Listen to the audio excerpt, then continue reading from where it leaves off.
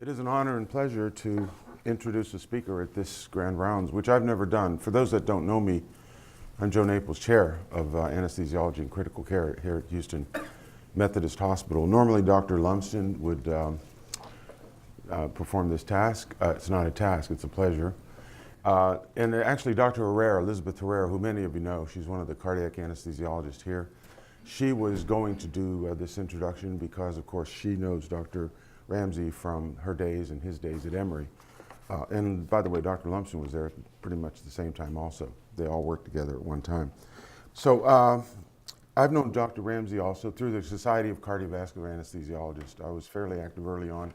He was very active. He's former president of that organization. However, he comes to us originally from Canada. He's Canadian by birth. He studied anesthesia at McGill in Montreal. And his mentor was somebody named Earl Winans, who for many of us is a giant in cardiac anesthesia. Earl was at Montreal when Weinberg was there, and they did Weinberg procedures sort of prior to coronary bypass. This was before the days of coronary bypass. Notwithstanding, Dr. RAMSAY is a disciple of Dr. Winans, who got him interested in cardiac anesthesia, also critical care. He did both. He practiced both, and then went to Emory, where he had an exemplary career at Emory in the heart unit there at Emory. Many famous people came out of that institution, surgeons, cardiologists, as well as anesthesiologists. He then, after many years in the SCA, Society of Cardiovascular Anesthesia, as well as the RRC for anesthesia, the Residency Review Committee, where he held important posts. He made a career change about 5 years ago, joined faculty at UCSF, University of California, San Francisco, where he is right now, doing and teaching cardiac anesthesia, cardiac critical care, and is going to share with us the journey that has taken place in cardiac anesthesia, which is a subspecialty for sure. We have a group of specialists here. They take care of cardiac patients for cardiac procedures, vascular procedures, thoracic, as well as patients for other things. Today we're doing a dental case and a hip in the Fonder Brown OR because they just requested our anesthesia to take care of those particular patients. So Dr. RAMSAY, thank you for joining us and presenting to us, and welcome to Houston Methodist.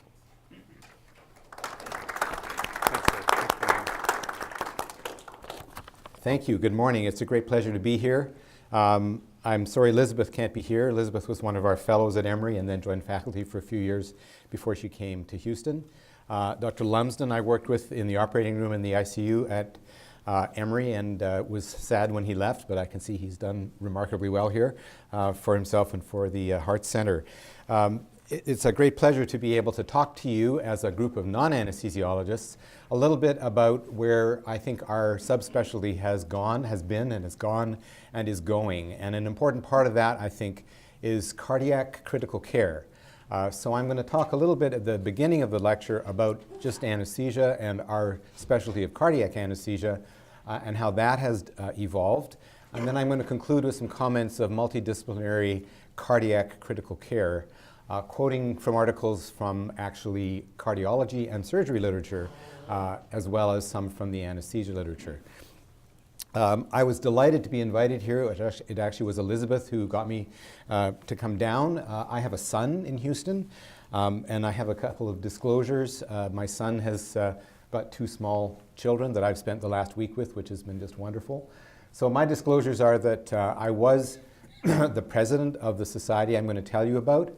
I was recently reappointed. This society, like most medical societies, has elected members for limited terms, but it was founded in 1979, and the original founders used to be perpetual board members to give a sense of history.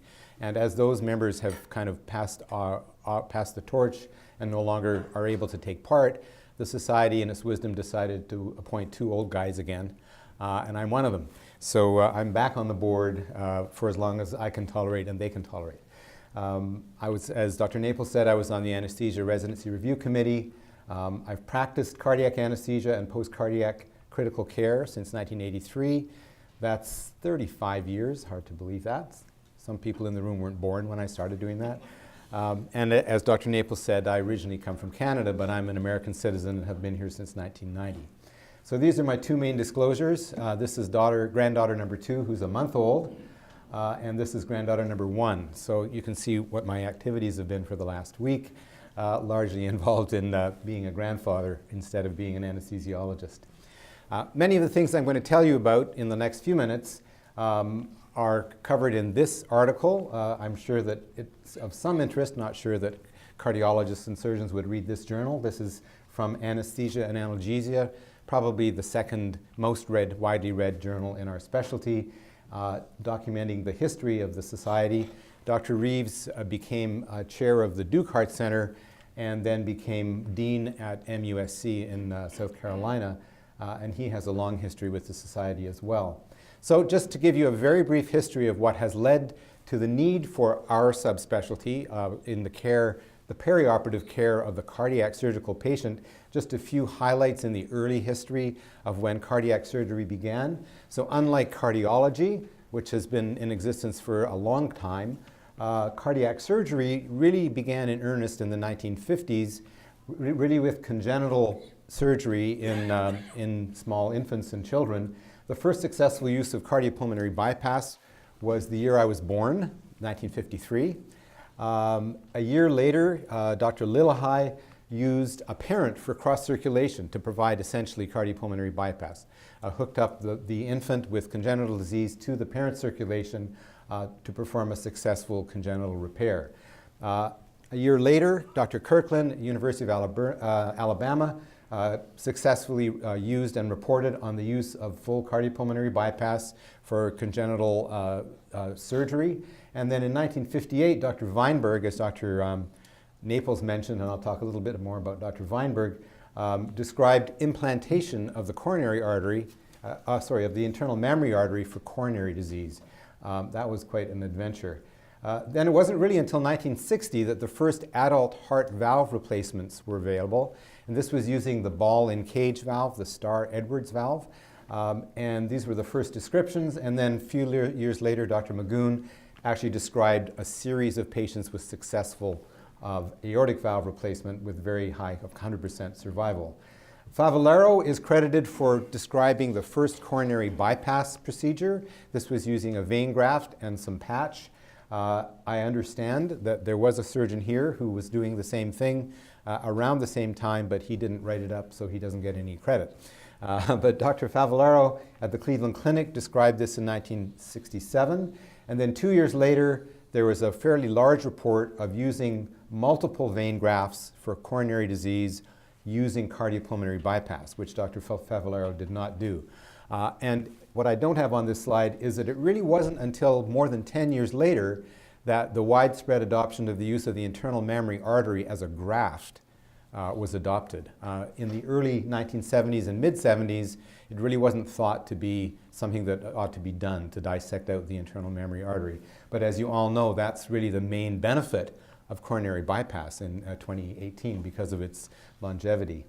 So the Weinberg procedure in 1958, just take yourself back to 1958 if you can.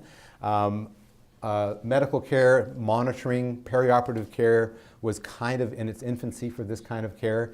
And these were patients with end-stage coronary disease, unstable angina or angina at rest, and they were at the end of medical therapy. So they came to the operating room and had the surgeon, Dr. Weinberg, tunnel into the region of the heart that was ischemic, usually the LAD distribution, tunnel into the heart, and then take a dissected internal mammary artery attached at the source and stick that internal mammary artery into the myocardium. And the theory was that that was going to grow new vessels and anastomoses and revascularize the heart. So no immediate benefit, right? Immediate harm, because it was a nasty operation done with a thoracotomy. And just imagine being the anesthesiologist taking care of that patient. That was pre-modern anesthesia monitoring techniques, mechanical ventilators, quite a challenge. So that was where my mentor came in. He was Dr. Weinberg's personal anesthesiologist. And Dr. Winans wrote a couple of the first articles on coronary revascularization. And these two articles in 1967 on the top here and in 1970 in Anesthesiology were really the first description of surgery, of anesthesia for surgery for coronary artery disease. Now, I want to say he received the Order of Canada because he worked with Dr. Weinberg. The Order of Canada is the second highest civilian order award in Canada, not awarded to very many people, but Dr. Winans had a lot of other incredible characteristics. He was legally blind. You know, a blind anesthesiologist? Give me a break. But Dr. Winans could do everything anyone else could do. And if you were sick and you were a physician or a nurse or a nurse and you knew about Dr. Winans, you asked him to give your anesthesia. He was the most requested anesthesiologist. And he went from being the chief of cardiac anesthesia, where I trained at McGill, to chairman of anesthesia at the University of Ottawa. He's had a very illustrious career. I have to put something in there about him. He was an incredible human being, not the least of which was due to his ability to work with Dr. Weinberg and do this incredible perioperative care. Well, as you know, what happened after the introduction of using vein grafts and cardiopulmonary bypass is coronary bypass procedures just took off. And this is the story, about 100,000 procedures being done in, I'm losing the arrow here. There we are. About 100,000 procedures in the United States in 1979. This is about 10 years after the introduction. And then a steady rise up until you guys started doing angioplasties. And then we started going down. But you can see a six-fold increase over a period of 10 years. And as a result, every medical center had to develop the ability to care for these patients in the operating room. So cardiac anesthesia had to kind of start to develop as this became a common procedure across the country and across the world. And as this procedure began to take off in 1970, as adult surgery had got to the point that not just specialized centers, but large centers all over the country started performing surgery on adults for valve disease and coronary disease. The first small society was the Association of Cardiac Anesthetists that used to meet at the big national meeting on a Sunday afternoon for essentially an afternoon seminar. And this was limited to 50 members, which eventually became 100 members. But you can imagine with 600,000 cabbages being done at the end of the 1970s, there were certainly a lot more than 50 anesthesiologists involved in this. And because this was a selective group, 3 anesthesiologists at the Oceaner Clinic in New Orleans decided that we needed a better organization to represent everyone. And so this was founded by inviting anesthesiologists from many of the southern medical centers, including Texas Heart, to inaugurate the Society of Cardiovascular Anesthesiologists. So this society is now a large society. We have 2 annual meetings, one meeting for general topics related to our subspecialty, and then an echo-specific meeting. There's currently about 3,500 members. The annual meeting has up to 1,000 members from all over the country and also international members. And the annual meeting has broad coverage of issues, and we also typically invite specialists like you to help us discuss topics that we work on together in the operating room and the ICU. So obviously a hot topic in 2018 is transfemoral or transapical aortic valve replacement as opposed to surgical valve replacement. The incredible exponential rise in the use of VADS and ECMO in the last 10 years. And a topic dear to my heart, and that is perioperative cardiac care. And we do this in collaboration with subspecialty societies and specialty societies like the American Heart, the Society of Thoracic Surgeons, and our own Anesthesiology Critical Care Society. Just a few accomplishments. We have these meetings. Probably one of the biggest accomplishments occurred in the 90s when a group of cardiac anesthesiologists began to negotiate with the National Board of Echo and the American Society of Echocardiography to develop a specialty certification program for advanced perioperative TEE. And in the early days, in many centers, cardiologists came into the operating room and worked with the surgeons. And you can imagine how popular that was with most cardiologists who have a busy planned schedule, But if you're dealing with a surgeon, you're on the surgeon's agenda, you're waiting for the time to evaluate, you get called back to assess.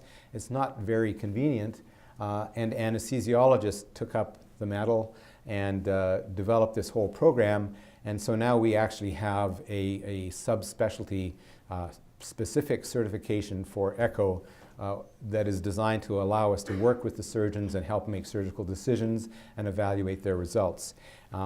I can't remember if it's the National Board of Echo or ASC, but one of these societies, the next president is an anesthesiologist. We started doing collaborative international meetings early on, every other year, somewhere else in the world, pairing with a local society. As I mentioned in one of those first slides, we have a close relationship with one of the biggest anesthesia journals. We have a journal within a journal for cardiovascular anesthesia topics. And we also, the society, worked closely with the Accreditation Council for Graduate Medical Education, the ACGME, which is the group to whom all the residency review committees report, to develop training guidelines, specific training guidelines, and to actually accredit training programs in cardiovascular anesthesiology.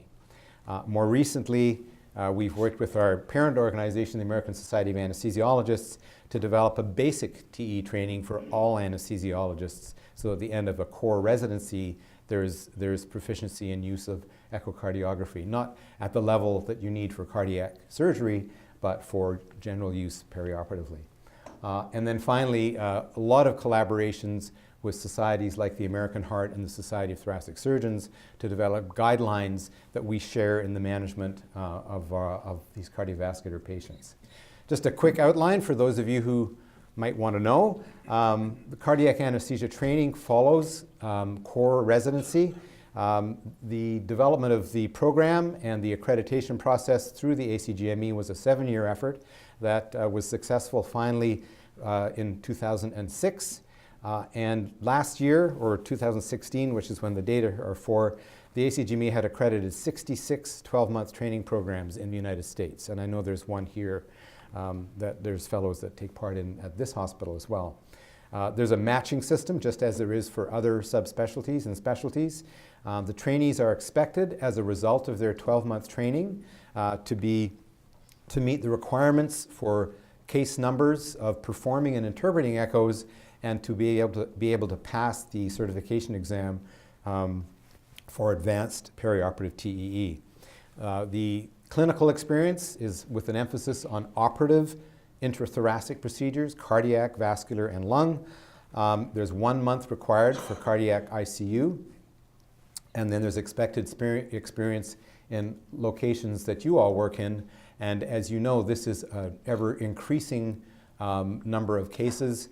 Our first experience as cardiac anesthesiologists was in the operating room with the cardiac surgeons, and those relationships are now being paralleled in the EP lab and the cath lab because of the interventional procedures that you're doing, both electrically and structurally, that require patients to get more than just a milligram of Versed and 50 mics of fentanyl. In many cases, general anesthesia, or even ECMO-supported procedures. So these are procedures where you require our help to manage the patient so you can do your procedure. Very analogous to cardiac surgery. One of the interesting things I like to mention to my cardiology friends is when you say this patient needs cardiac anesthesia, which is one of our favorite requests, do you see any training there for taking care of patients with cardiac disease having non-cardiac surgery? It's not there. And yet this happens all over the country. Certainly at UCSF, plenty, where there's a very sick patient who just broke their hip and has tight aortic stenosis. We were talking about that patient yesterday after I spoke to the anesthesia group. Our fellows don't train in that. But of course, their knowledge of cardiac anesthesiology and cardiac anesthesia techniques and cardiac physiology makes them experts in the care of these patients. But they don't actually have rotations in their fellowship training. This is just a graph of cardiac anesthesia fellowships going up to this is to 2013, and I think this is the update. So we have actually now 66 accredited programs and a total of 193 fellows training in the country across the country in this one-year accredited program in cardiac anesthesiology. The collaborations, I think, are one of the key accomplishments of the SCA. We've associated with cardiologists, surgeons, our parent, the main anesthesia group, and as I mentioned, the American Society of Echocardiography. Just a couple of examples. This is a 2014 guideline from the American Heart Association, American College of Cardiology on the management of patients with valvular disease. One of the authors here is Nick Skubas, who is a well-known cardiac anesthesiologist. And if you look at the societies that created this, our society is alongside with your society, angiographers and thoracic surgeons in creating these guidelines. Another probably even better known set of guidelines published in the same year, perioperative cardiovascular evaluation and management for non-cardiac surgery. The lead author is Lee Fleischer, who's chair of anesthesia at Penn, and there's 3 other anesthesiologists in this list of authors. And the Society of Cardiovascular Anesthesiologists was a co-sponsor of this document as well.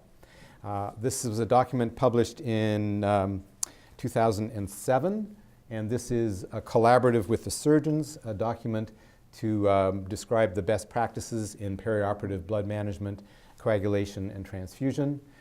And then this is our collaboration with the American Society of Echocardiography on performing a comprehensive echo exam, again, both cardiologists and anesthesiologists.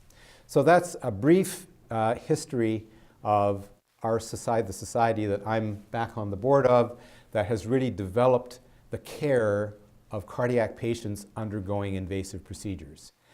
And as I said, the invasive procedures were surgical in the first days, and over the last 10 or 15 years have become more kind of medical, with an increasing role of the anesthesiologist, both in the cath lab, in interventional suites, and in the electrophysiology lab.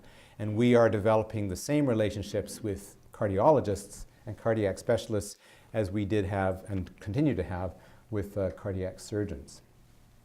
So what I'd like to do is now branch a little bit into the post-operative care of these patients. I've been doing this for 35 years, and I've seen the same change in the ICU. In the ICU, it used to be the care of post-op cardiac surgical patients, and the unit that I work in at UCSF now is where all the end-stage cardiac and pulmonary patients come waiting for VADs, possibly going on ECMO, waiting for transplants. It's where our patients come after TAVRs, especially if they've had any kind of a complicated procedure or they need pacing, which, as you know, is not uncommon after TAVR, and patients who are having complex long EP procedures. So the cardiac surgical ICU is now becoming a cardiovascular medicine ICU at UCSF, and I know that's happening here and in other places as well. So critical care medicine, which really didn't start out taking care of these patients because these were not the patients coming into the ICUs, is now an American Board of Medical Specialties subspecialty, recognized by several of the specialty societies. It requires a fellowship training program like I described to you for cardiac anesthesia, which you're all familiar with for your own specialty. There's ACGME accreditation of training programs, and for critical care medicine there is a certification exam process through the American Board of Medical Specialties. In medicine, the commonest way to achieve this is through a combined pulmonary medicine and critical care training program, and your exam is run by and you are accredited by the American Board of Internal Medicine. For surgery, it's the American Board of Surgery, a one-year program of critical care medicine, and for anesthesiology, a one-year program of critical care medicine. So all of these parent specialty societies have recognized what critical care medicine is. I'm not going to talk about pediatrics.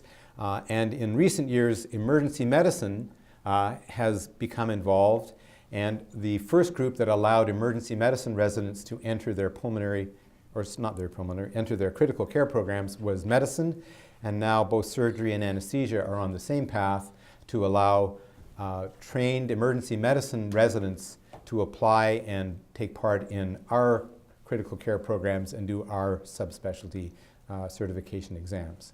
So just to outline for you how this works for the three main groups I'm talking about, for my group, for anesthesiology, in a core residency, which is a year of essentially internship or clinical base year, plus 3 years of specific anesthesia training called the clinical anesthesia years 1 to 3, our residents are expected to do 2 months in their clinical base year of some kind of critical care and at least 4 months in their 3 clinical anesthesia years of any kind of critical care. It can be medical, surgical. Typically it's surgical because that's who we usually work with.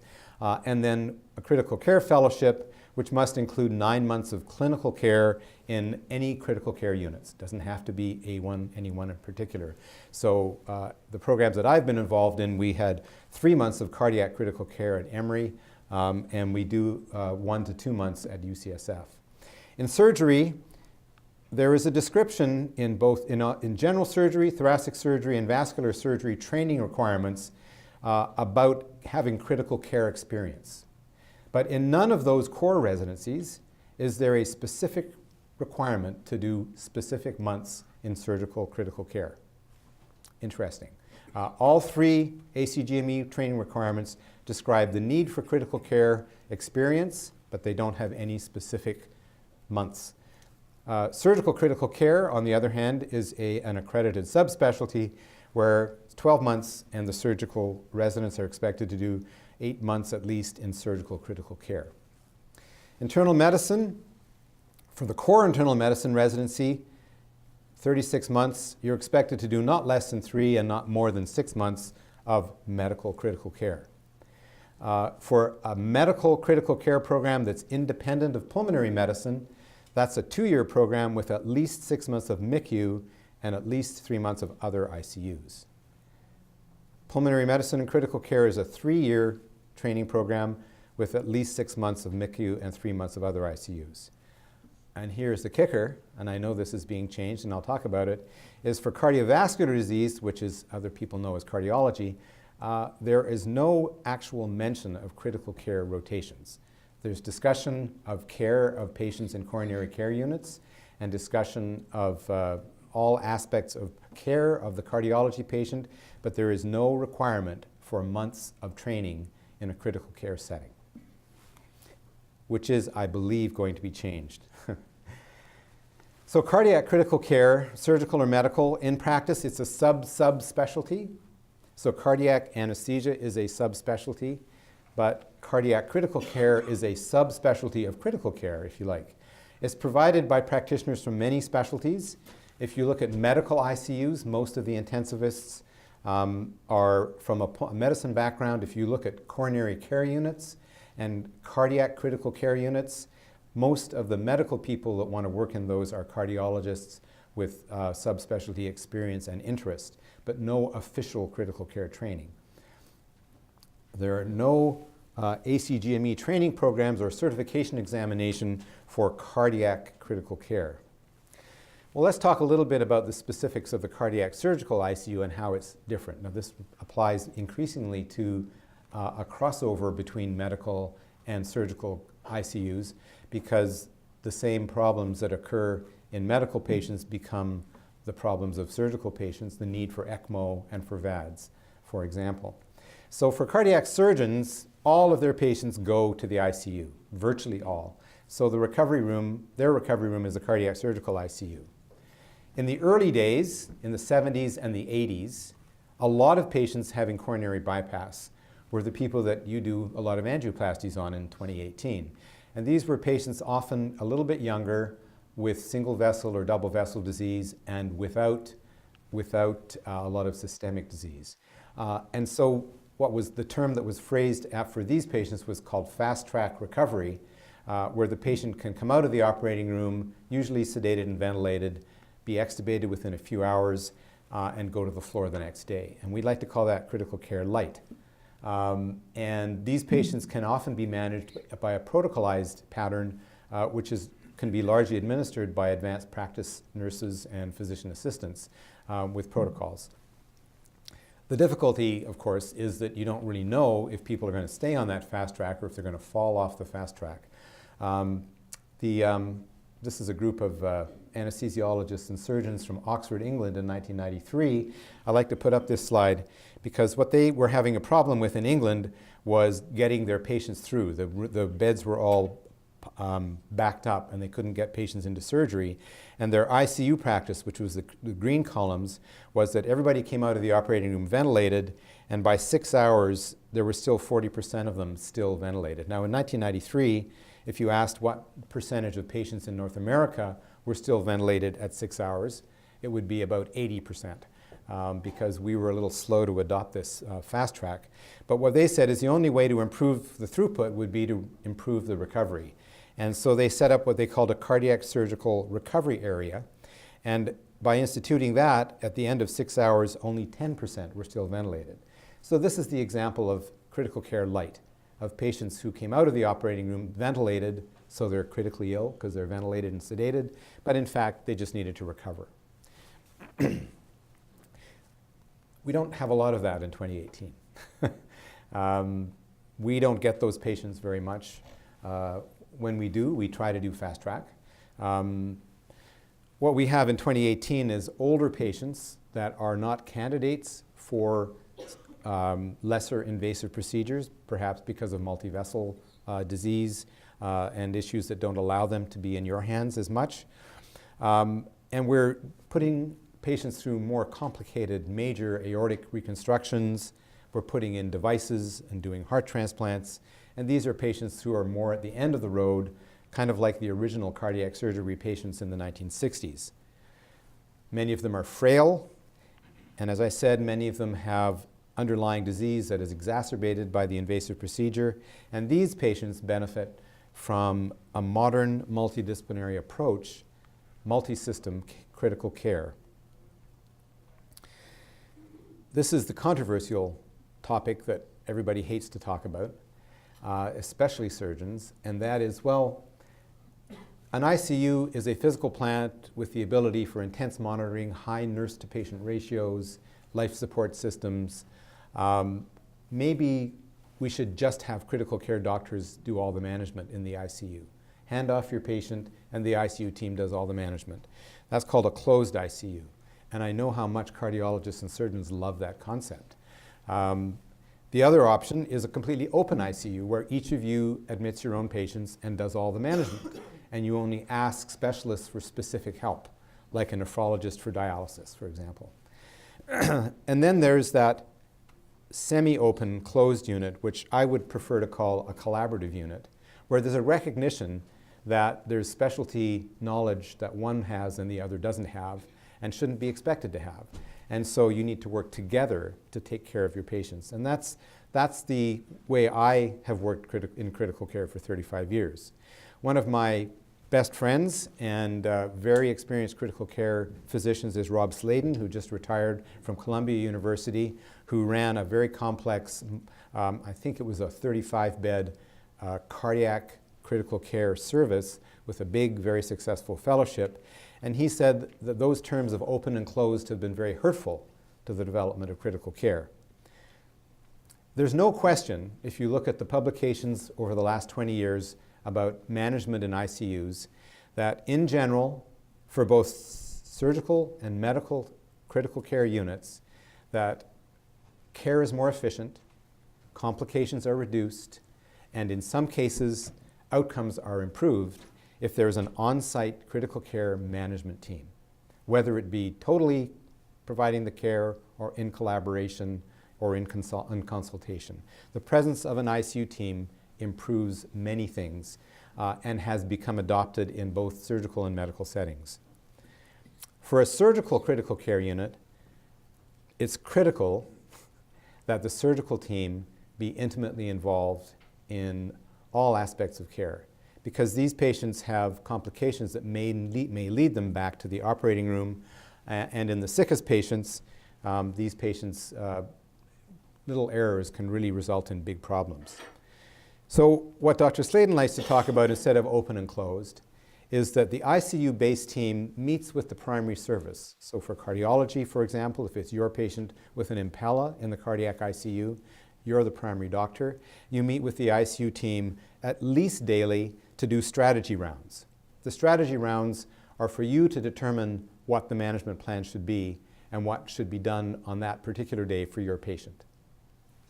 So that's strategy. The on-site ICU team that you know and you work with, they perform the tactics. They actually do what you want to have done with your patients in the ICU. And that multidisciplinary, collaborative way of working is what makes it a good place to work for everybody. And it gives you an environment to train both residents and fellows in both kinds of care, the primary care, the primary disease process, and the critical care process. And I think that's a much better way of talking about collaborative critical care than the concept of open and closed, which are kind of right and left wing that never talk to each other type approaches. We know a little bit about that. The features of the cardiac surgical ICU that are a little different from the medical ICU, but decreasingly so because you guys are doing it as well.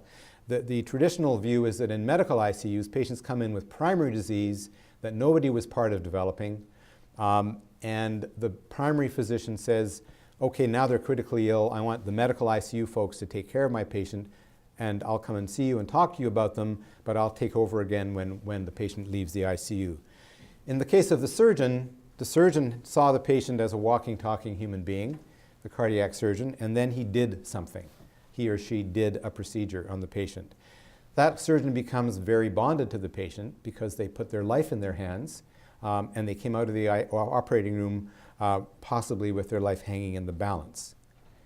For most surgical procedures, mortality for elective procedures is a fraction of a percent.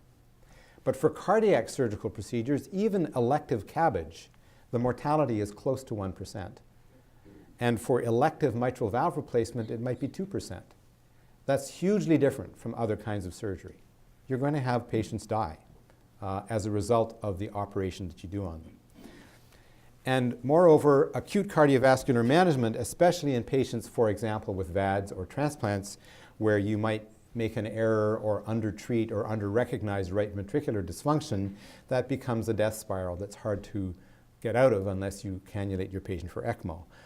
And so critical decisions are just that, absolutely critical. And there has to be really close communication between the surgical team and the medical team and the ICU team.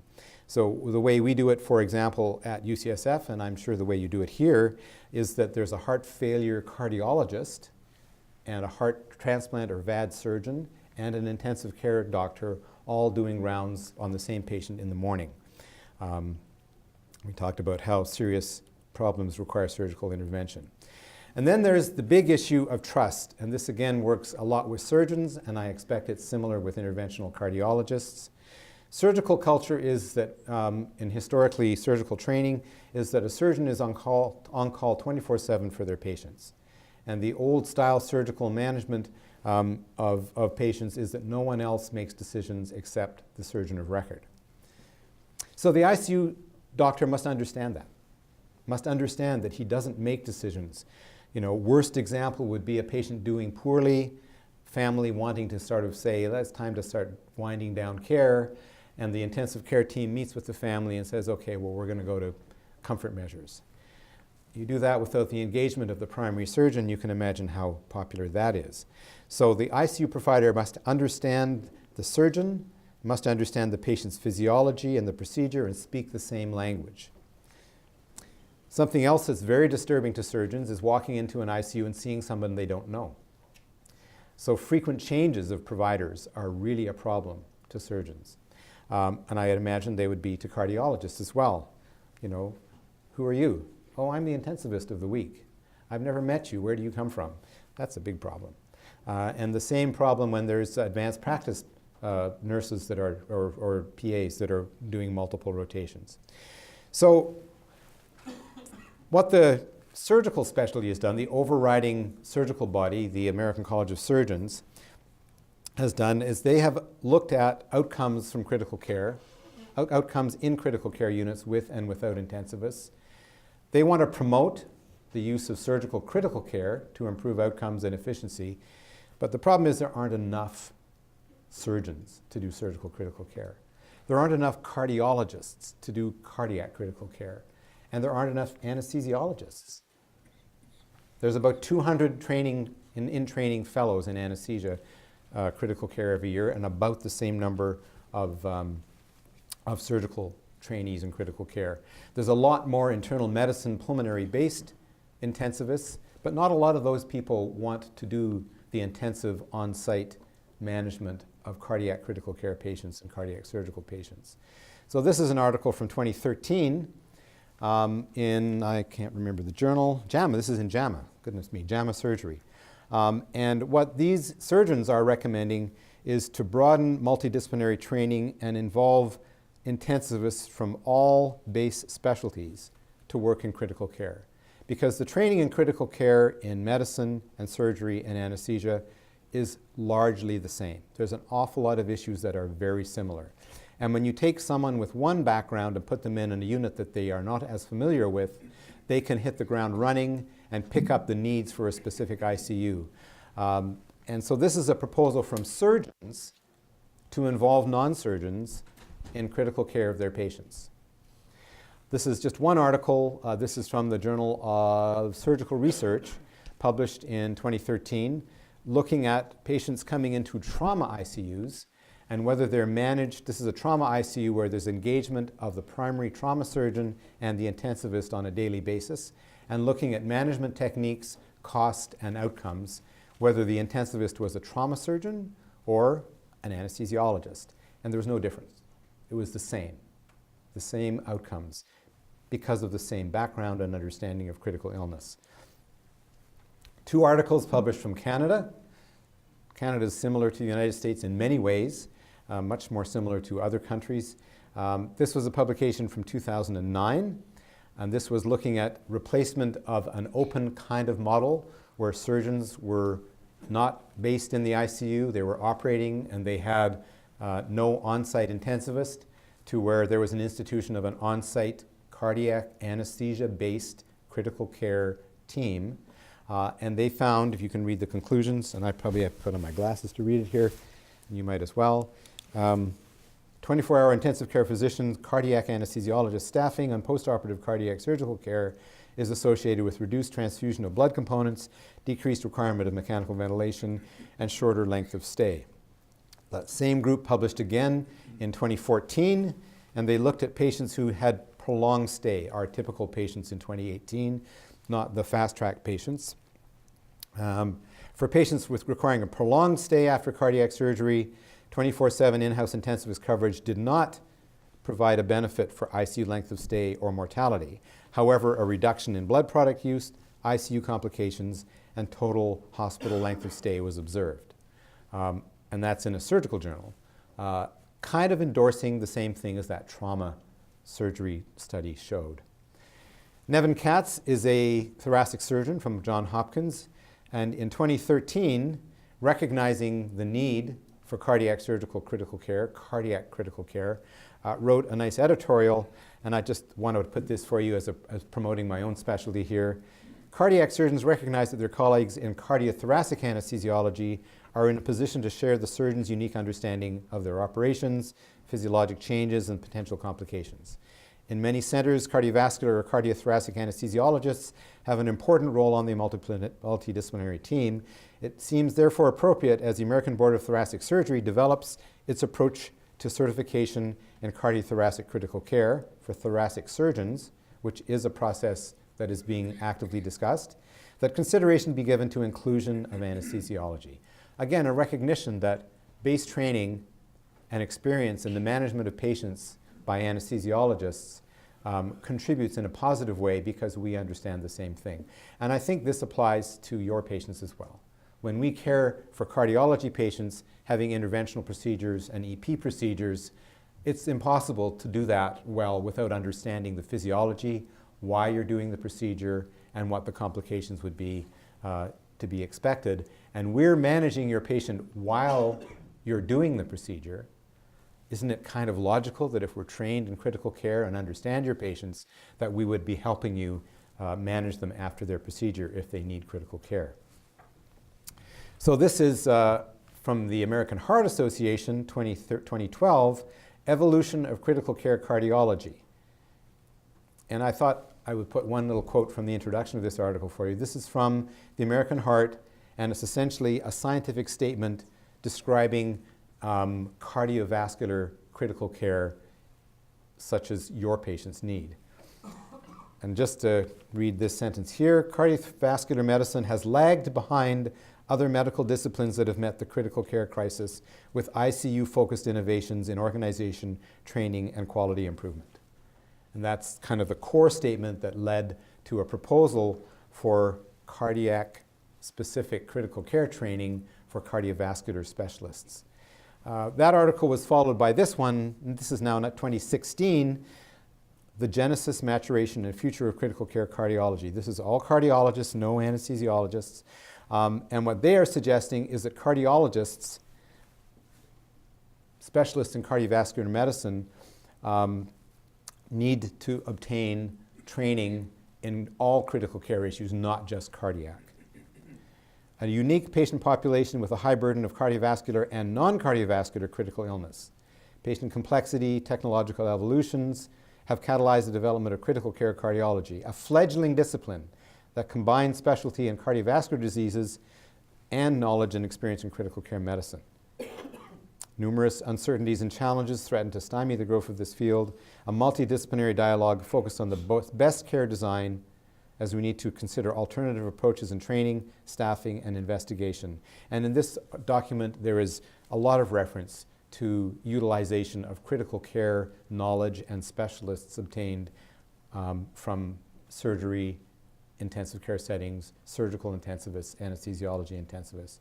Now, you can't read this, and I can barely read this, but this is a proposal for 3 different levels of increased critical care training by cardiovascular specialists, specifying the need for critical care rotations at the lowest levels, level 1, and for level 3, you actually do a critical care fellowship in some way as part of your cardiovascular training, but the critical care is oriented to the cardiovascular patient, but learning all the critical care management that we provide for mechanical ventilation, sepsis, ARDS, liver dysfunction, nephrology, nutrition, all the other areas of critical care that normally aren't part of a standard cardiology practice.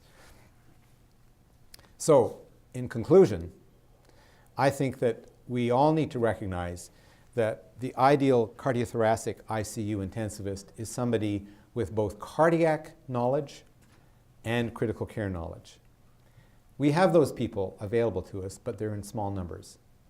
People who, from surgery, cardiology, or internal medicine, and anesthesiology, who all have experience in the care of cardiac patients and these advanced procedures, but also have learned how to provide critical care through an accredited training program in critical care.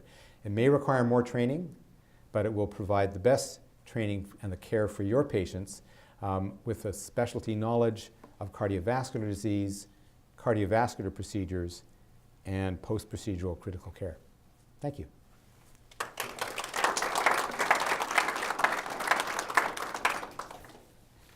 Thank you very much. Any questions? And would you use the microphone if there are any? Dr. Lumsden? Yeah. Jimmy, thank you very much for doing this. Let me make a comment and then ask you a question. First one is, I will say that the biggest advance in open heart surgery here in the past 10 years has been full-time CV intensivists in the ICU. And it's a selling point to bring surgeons here because basically I will say if we can get them out of the OR alive, these guys are so good, they're going to come out of the ICU. And so, but it's expensive. And, you know, I think particularly as we're a system of, 8, 9 hospitals, and several of them have open heart programs, they don't have this. And, as we kind of build the system, we would like to say there's the same quality across the system, and the numbers basically always kind of come up. And so, of course, one of the solutions is, what do you think about tele-ICU as a way of monitoring patients, particularly open heart patients, remotely? Good idea, bad idea? Partially a good idea. What are you doing at UCSF? Thank you, Alan. That's a great question. When I left Emory 5 years ago, there was a new development a couple of years before I left, kind of a creation of a critical care division that was a cross-departmental function. It was like a new level of government. We like adding that in Western society. I recruited a surgeon, a well-known surgeon from Barnes, St. Louis, and he brought with him some other surgeons, one of whom was an author of one of the papers I showed you. He very much promoted the concept of telemedicine. And for those of you who don't know what that means for critical care, what it typically means is a kind of a booth, an office at the core institution where there's a whole bunch of monitors and both a critical care intensivist, critical care physician, and usually at least one or two advanced practice individuals looking at monitors. And these monitors are getting information from either the core site or the core site plus a bunch of satellite sites, which might involve hundreds of beds. And each of these ICU beds has a high resolution camera, and it has a medical record that can be immediately accessed. And so the nurse practitioner and the physician in the booth at Houston Methodist can be looking at a high-resolution camera, talking to the caregivers, looking at the medical record of a patient in a hospital that's 300 miles away. It's growing. There are some centers that are promoting it more than others. It doesn't help you when your patient has tamponade or goes into VTAC, because someone has to go there with knowledge and supervise the resuscitation. But it is certainly an important step in providing critical care monitoring and advice where you can't afford to or are not able to have somebody want to come and work in your institution.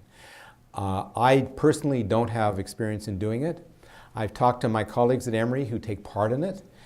It's not nearly as satisfying a medical practice as actually being at the bedside and listening to and touching your patient. But it is something that is being employed in big medical centers. Emory is one of the main ones that has been doing this. Okay. Follow-up question, is there any data on safety and outcomes? No. Nothing convincing. And again, the devil is in the details and how it's done and who is in that ICU to act upon the advice of me sitting in an office 300 miles away.